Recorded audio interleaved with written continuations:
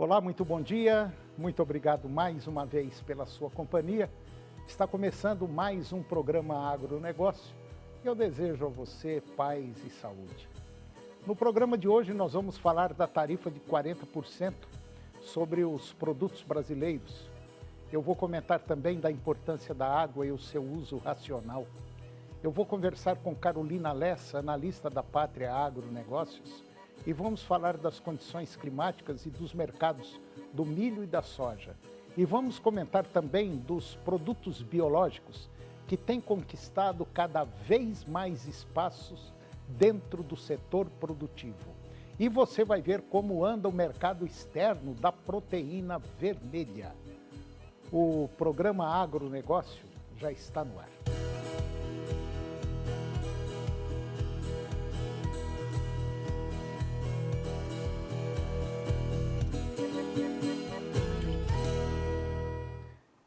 Eu começo o programa de hoje falando da tarifa de 40% sobre os produtos brasileiros. O presidente dos Estados Unidos, Donald Trump, ele assinou um decreto que suspende a tarifa adicional de 40% imposta desde o início de novembro sobre uma série de produtos brasileiros, incluindo carne bovina, café, suco de laranja e outros itens agrícolas. A medida que marca uma mudança significativa no tom das relações comerciais entre Washington e Brasília. Também elimina o imposto extra sobre peças de aeronaves e petróleo, oriundos do Brasil. Segundo a Casa Branca, o decreto tem efeito retroativo a 13 de novembro de 2025, e isso significa que empresas americanas que importaram os produtos brasileiros após essa data, 13 de novembro, poderão solicitar reembolso das tarifas pagas. A decisão, ela reverte parcialmente as medidas adotadas por Donald Trump, que havia elevado impostos como forma de pressão ao governo brasileiro em meio a tensões diplomáticas. Trump afirmou que decidiu revisar o escopo das tarifas após receber recomendações de assessores e acompanhar o início das negociações abertas com o presidente do Brasil durante uma ligação telefônica em 6 de outubro. Segundo o presidente americano, houve progresso inicial nas conversas, especialmente em temas sensíveis que motivaram a imposição das tarifas adicionais no ano passado. O decreto ressalta que parte das políticas e práticas de governo ainda é considerada uma ameaça incomum e extraordinária à segurança e aos interesses dos Estados Unidos, justificativa que embasou a declaração de emergência nacional em 2025. Ainda assim, Donald Trump reconhece que alguns produtos, especialmente agrícolas, não precisam mais estar sujeitos à alíquota de 40%, enquanto as negociações seguem em andamento. E agora vamos comentar da importância da água e o seu uso racional. A água é um recurso natural, essencial para a vida e para a sustentabilidade das atividades agropecuárias. E dentro desse contexto, destaca-se a importância do uso racional da água na produção animal e dos impactos relacionados à água virtual, o volume de água incorporado na cadeia produtiva de bens e serviços. A produção animal, ela demanda grandes quantidades de água, seja na irrigação de culturas alimentares, dessedentação dos animais, higienização das instalações ou no processo industrial. Na bovinocultura leiteira, por exemplo, considera-se toda a água utilizada ao longo do processo produtivo, desde o cultivo da forragem e ingredientes da ração, seja em pastagens ou sistemas confinados, até a água consumida pelos animais, aquela empregada na produção e processamento do leite. A má gestão hídrica, aliada às mudanças climáticas, compromete a disponibilidade da água, sobretudo em regiões semiáridas, afetando diretamente a produtividade agropecuária. O Brasil, como um dos maiores exportadores de commodities agrícolas e carnes, está entre os líderes mundiais em exportação de água virtual. Assim, políticas públicas, tecnologias eficientes e ações educativas tornam-se fundamentais para garantir a segurança hídrica e a sustentabilidade da produção animal ao longo do prazo.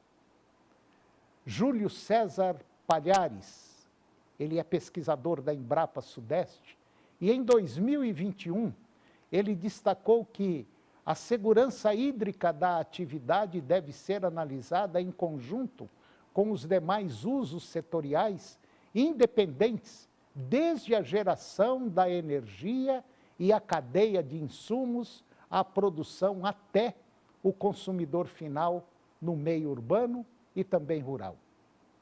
O setor agropecuário, ele é responsável pelos maiores usos da água no Brasil e também no mundo. E existe um aumento crescente na demanda associada a esses usos.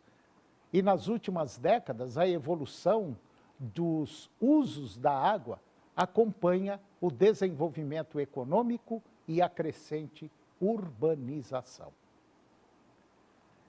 E agora você vai ver que os produtos biológicos, eles têm conquistado cada vez mais espaços dentro do setor produtivo.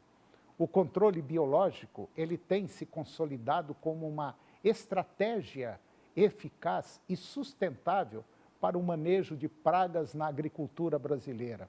E com a aplicação em diferentes culturas e biomas, a prática alia ciência, eficiência e preservação ambiental e tem conquistado espaço no planejamento de safras em todo o país. O número de produtos biológicos registrados vem crescendo expressivamente nos últimos anos. A tendência acompanha a demanda crescente por sistemas produtivos de menor impacto e maior resiliência. Ao utilizar organismos vivos, como fungos, bactérias, vírus ou insetos predadores, o controle biológico ele busca restabelecer o equilíbrio ecológico entre pragas e seus inimigos naturais. Essa abordagem pode ser aplicada tanto de forma preventiva quanto curativa, com vantagens como menor risco de resistência, ausência de resíduos tóxicos e compatibilidade com o manejo integrado de pragas. O Plano Nacional de Bioinsumos, lançado em 2020 pelo governo federal, tem sido uma das principais alavancas para a expansão do setor. A política visa fomentar pesquisa, inovação, produção e uso desses insumos na agricultura brasileira. E, de acordo com o Ministério da Agricultura, o Brasil é hoje referência mundial em controle biológico, com ênfase na produção nacional de agentes microbianos, o que reduz custos e favorece a adaptação às condições tropicais.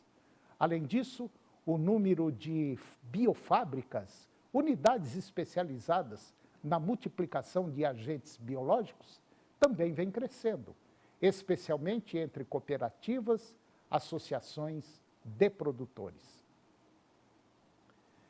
E agora vamos falar do mercado externo da proteína vermelha, ou seja, da carne bovina.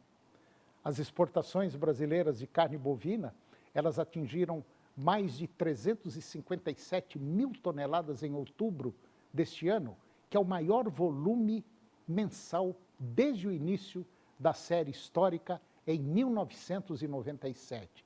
Isso de acordo com dados do Ministério do Desenvolvimento, Indústria e Comércio e Serviços. compilados pela Associação das Indústrias Exportadoras de Carnes, que é a ABIEC. O resultado representa uma alta de 1,5% em relação a setembro, que até então havia sido recorde, e de 18,7% sobre outubro do ano passado, que somou 301 mil toneladas. A receita do mês totalizou 1 bilhão e 900 milhões de dólares, um aumento de 39% em relação ao mesmo período do ano passado, quando o volume a receita atingiu 1 bilhão 370 milhões de dólares. De janeiro a outubro, o Brasil exportou 2,7 milhões de toneladas, com valor acumulado de 14,3 bilhões de dólares, o que representa um crescimento de 16,6% em volume e 35,9% em valor, frente ao mesmo período de 2024, quando foram exportados 2,4 milhões de toneladas e um faturamento de 10,5 bilhões de dólares. O desempenho mantém o país próximo do recorde de 2024, quando foram exportados 2,89 milhões de toneladas e 12,8 bilhões de dólares, e confirma a liderança brasileira nas exportações mundiais de carne bovina. Ao todo, os embarques chegaram a 162 países em 2025. A carne in natura respondeu por 89,7% do volume total, 320.559 toneladas e 93,5% da receita, ou seja, 1 bilhão 777 milhões de dólares. Seguida por miúdos bovinos, 22 mil toneladas, 71 milhões de dólares, e produtos industrializados, 7.300 toneladas e 47,9 mil dólares. Também foram exportadas gorduras, 4.200 toneladas, 8,4 milhões de dólares, tripas, 2,8 mil toneladas, 5 milhões de dólares, e carnes salgadas, 2 mil toneladas e 700 mil dólares. O preço médio da carne in natura foi de 5.539 dólares por tonelada. E caso mantenha esse ritmo atual, o Brasil deve ultrapassar essa marca histórica ainda em novembro, consolidando 2025 como o melhor ano da série desde o início dos registros em 1997. E depois do intervalo, eu vou conversar com Carolina Lessa. Ela é analista da Pátria Agronegócios e nós vamos falar dos mercados do milho, da soja e também das condições climáticas. Nós voltamos já, é um minutinho só.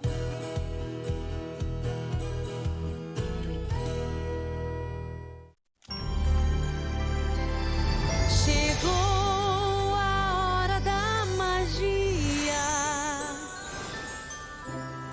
com muita fantasia, esperança e alegria. Chegou a hora do encanto, felicidade em todo canto, diversão maior não tem. No Natal do bem, vem pro Natal do bem. O maior Natal gratuito do Brasil espera por você com neve, uma estrutura mágica e muitas atrações. Vem de 14 de novembro a 4 de janeiro. Vem pro Natal do bem. Governo de Goiás, o estado que dá certo. Canal TV Agro. Apoio Planalto Máquinas Agrícolas Revendedor Valtra. Goiânia, Jussara, Itumbiara e Porangatu. Estância Bahia Leilões.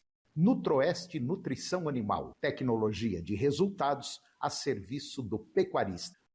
Volumoso X-Gold Pasto, Pátria Agronegócios, consultoria especializada no mercado agropecuário.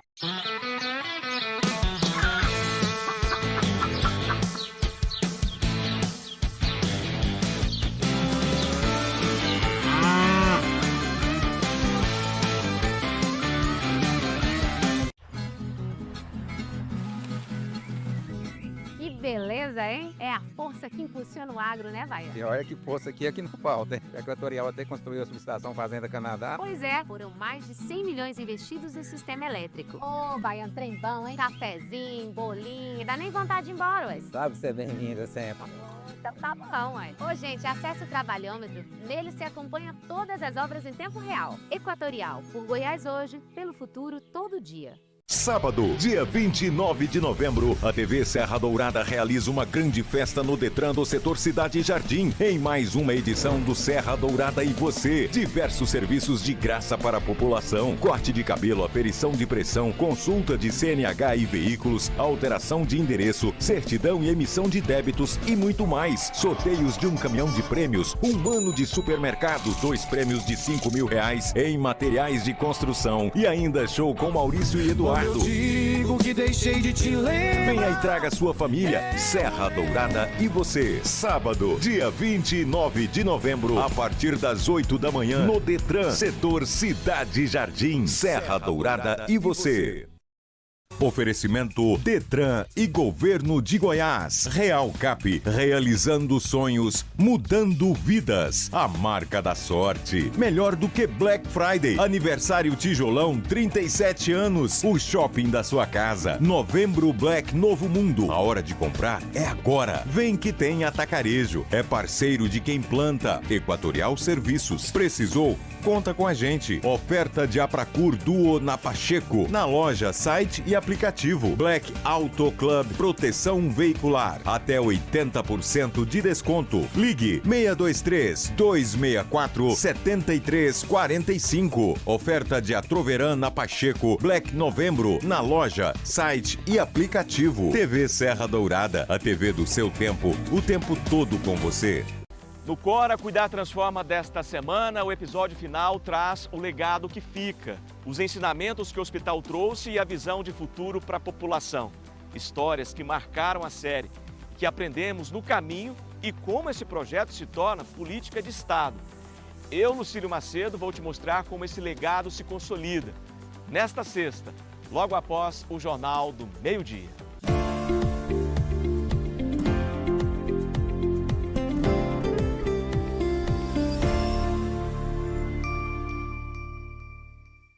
Agronegócio. Oferecimento Moinho Fino. Coisas boas atraem coisas boas. Que tal um puríssimo café?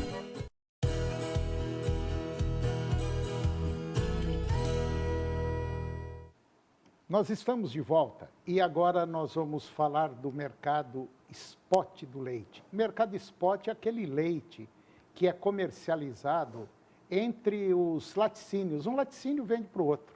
Isso chama mercado spot.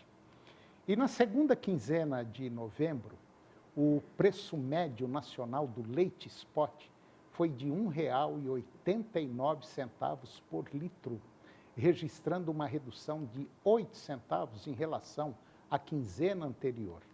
E segundo dados do Milk Point Mercado, e com oferta e demanda ainda desequilibradas, impulsionadas pela maior produção no campo e pelo consumo estável, o mercado segue desalinhado, mantendo, vamos dizer assim, pressão sobre as cotações e resultando em novas quedas no preço do leite. E isso é péssimo para o produtor.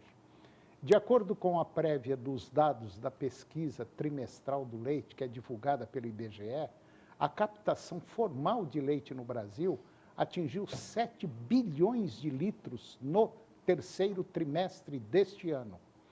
E o resultado ele representa um aumento de 10,3% em relação ao mesmo período do ano passado, indicando um avanço significativo na produção nacional e refletindo a maior disponibilidade de leite. No terceiro trimestre, houve uma queda na rentabilidade, resultado da maior disponibilidade do leite ao longo do ano, o que desequilibrou a relação entre oferta e demanda e pressionou os preços para baixo. Em comparação com o ano passado, o recuo foi de 8%, e ele também foi intensificado não apenas pela alta oferta, mas também porque o preço pago ao produtor atingiu seu pico em setembro do ano passado, o que elevou a rentabilidade naquele período.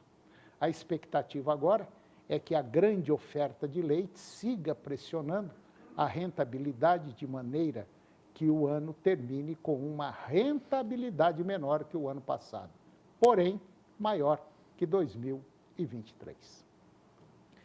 E agora eu vou conversar com Carolina Lessa. A Carolina Lessa, ela é analista da Pátria Agronegócios e nós vamos falar de condições climáticas, vamos falar do milho, vamos falar da soja e dessa bagunça que está acontecendo. Em algumas regiões ainda falta chuva e em outras está virando o caos. Carolina Lessa, bom dia, está tudo bem? Bom dia, Toninho, e mais uma vez, um prazer estar aqui com vocês novamente. Obrigado. Carolina, está chovendo esparsamente, a coisa ainda não engatou, tem região que está chovendo bem, tem região que não está chovendo, tem gente que plantou e tem gente que não plantou. E tem gente que plantou e perdeu. Como é que está a situação no geral?